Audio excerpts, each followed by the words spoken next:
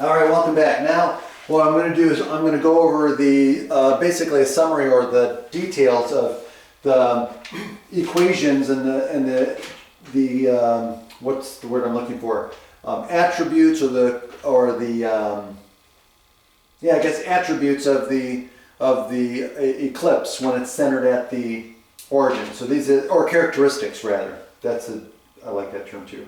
So here are the two equations. So if the major axis, so this column is the x-axis. If the major axis is the x-axis, and this is what would it look like, and what would be the characteristics if the major axis was the y-axis. So let's start with the equation.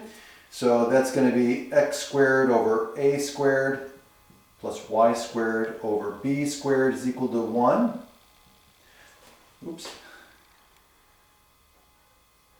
Okay, versus x squared over b squared plus y squared over a squared is equal to 1. So notice I always have the x first. We always typically write it in alphabetical order from left to right. So the center is going to be at the origin, 0, 0 for both of these. That was by construction. The vertices, or excuse me, not the vertices, the foci.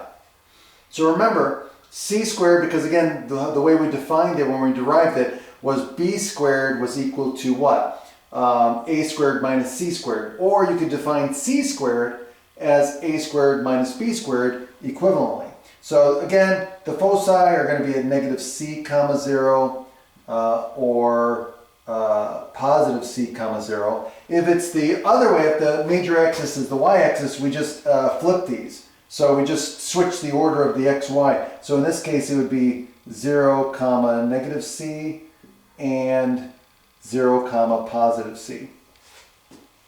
Vertices. Similarly, the vertices.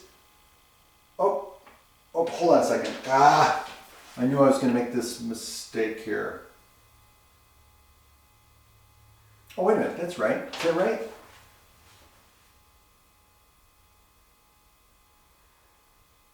Yeah, that's right. That's right. Thought I made a mistake there. So the vertices, again, go along the major axis. So remember, the vertices were at A, right?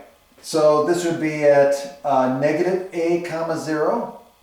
Again, we're along the x-axis. The major axis is along the x-axis. Then it would be negative A comma 0 and positive A comma 0. And again, if it's along the y-axis, we just flip the order. So it would be 0 comma negative A and 0 comma positive A. And then finally, the minor endpoints. So the minor axis endpoints, okay?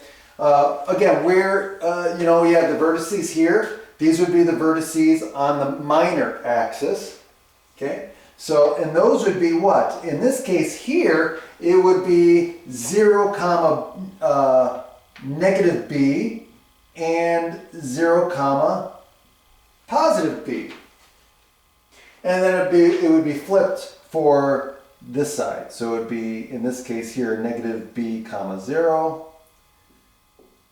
and b comma 0. And so those are the characteristics that you want to know. So again, memorize them.